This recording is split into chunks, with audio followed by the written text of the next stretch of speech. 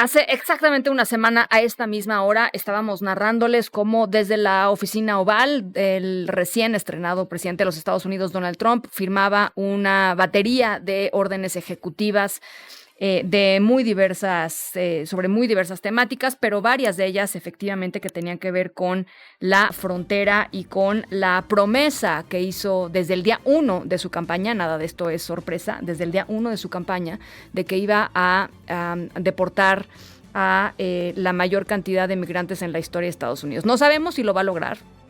Sus antecesores deportaron muchos más migrantes que él durante su primer periodo.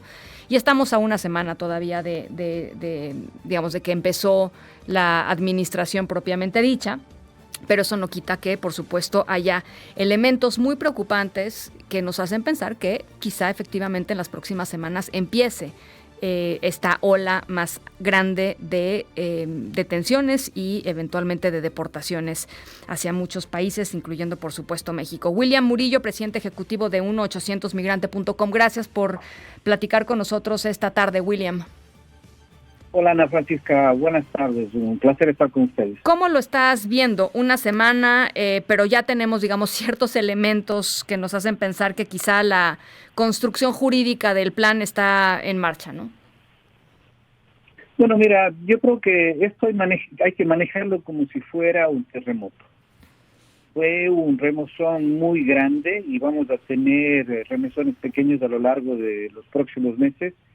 Y esto evidentemente mantiene en vilo a muchas personas, Uh-huh. muchos países, en donde estamos mirando de que cada día hay una sensación de amarillismo, por así decirlo, Uh-huh. y de aumentar los casos de forma exagerada. Uh-huh. Entonces, lo que nosotros estamos mirando, por ejemplo, es que quieren asustar a la mayor parte posible de indocumentados para que se vayan solos. Claro. Pero en la práctica, te digo, Ana Francisca, en la práctica va a ser algo muy, pero muy difícil Uh-huh. que se pueda deportar a todos los migrantes como él ofreció. Uh-huh. Una, porque no es práctico, muy caro, no existe los recursos necesarios para hacerlo. Y otra, porque existe lo que se llama la ley, el sistema de justicia, el debido proceso y la Constitución. Uh-huh. Entonces, esa es la camisa de fuerza que Trump hay que utilizarla. Ahora, la migración para el presidente Trump es un asunto de promesa de campaña. Muchísima gente de su base electoral les importa muchísimo el tema de los migrantes indocumentados, el tema de que se regresen a su país, etcétera, etcétera. Pero también para Trump pues una carta de negociación con los distintos países. William, lo vimos con Colombia hace este mismo fin de semana y lo que sucedió con el presidente Petro, ¿no? Bueno, pero eso, mira, este es un tema muy importante, A Ana, ver. porque, mira, si es que quieres imponer, lo empezó muy mal.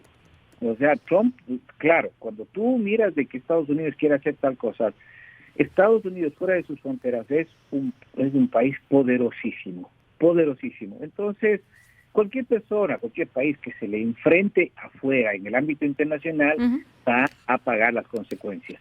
Lo que se tiene que enfrentar a Trump, y esto lo estoy diciendo en los medios de comunicación, a Trump se le enfrenta dentro de las fronteras de Estados Unidos con lo que él más odia, la justicia, Uh-huh. la ley, la Constitución.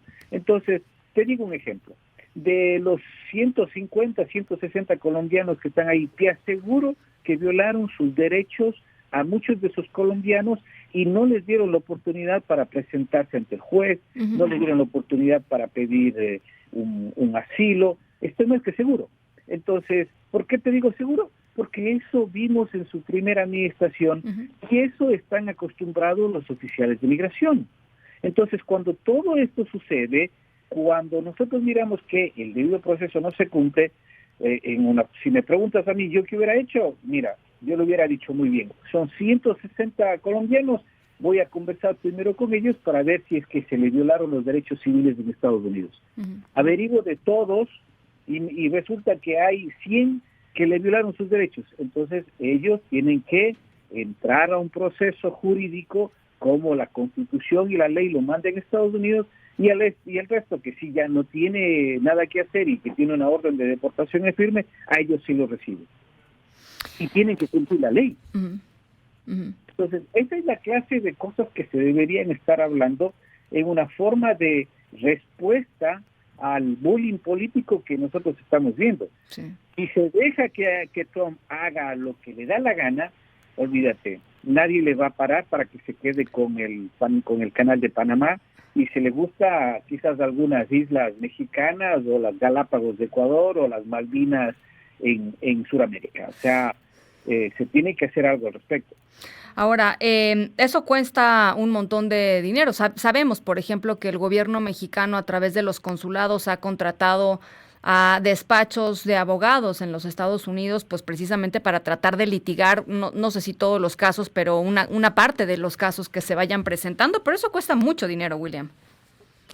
Pero cuesta mucho más tener a 250,000 mexicanos sin trabajo, con necesidad de escuela, de educación, de oportunidades de trabajo, que también podrían ser miles de ellos que van a parar a las filas del crimen organizado, porque no encuentran trabajo. Y las únicas fuentes de trabajo, como hemos visto, el crimen organizado, que es un gran empleador en México, lamentablemente.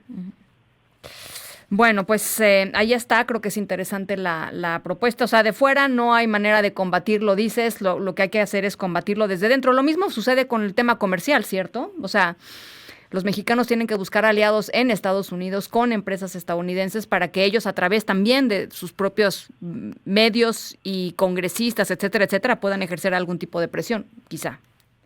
Mira, yo no creo que sea ejercer un tipo de presión, sino más bien tiene que ser una situación ganar-ganar. Porque le conviene a Estados Unidos y a México tener buenas relaciones. Ahora te digo, mira la forma en que humillaron a Colombia. ¿Tú crees que Colombia va a estar dispuesto a apoyar alguna resolución en Naciones Unidas cuando le toque votar, cuando Estados Unidos quiera algo relacionado de esa manera? No lo va a hacer nunca. Nunca. Bueno, a Trump le valen 3 cacahuates Naciones Unidas, ¿no? O sea, claro, se ganaron un enemigo, y lo que va a pasar es que, muy bien, no nos quieres en Estados Unidos, me voy a ir a China, y ya las cosas cambian. Yeah. Entonces ahí, en vez de buscar consenso, lo que está haciendo Trump es patear el avispero. Sí. Él quiere la miel pateando el avispero, y después le van a picar, y eso va a ser mucho más complejo. Bueno, pues ahí está, William, te agradezco muchísimo estos minutos.